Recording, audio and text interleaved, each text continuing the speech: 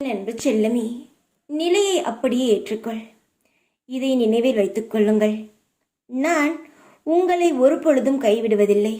நீ இப்போதும் வாழ்க்கையை பற்றி நினைத்து கவலைப்பட்டு கொண்டு இருக்கிறாய்.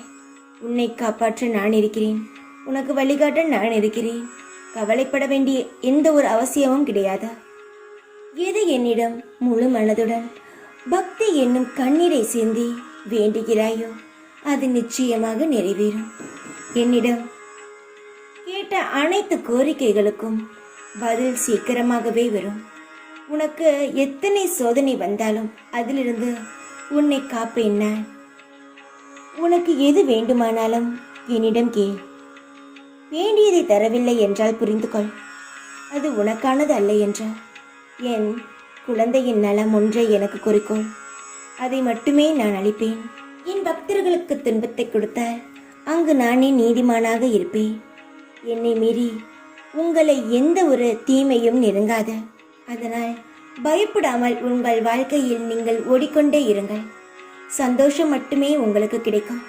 பாதுகாக்க இந்த சாய் இருக்கிறேன். தைரியமாக இரு. எப்பொழுதும் உன் கூடவே இருப்பேன் நான். ஓம் சாய்ராம்.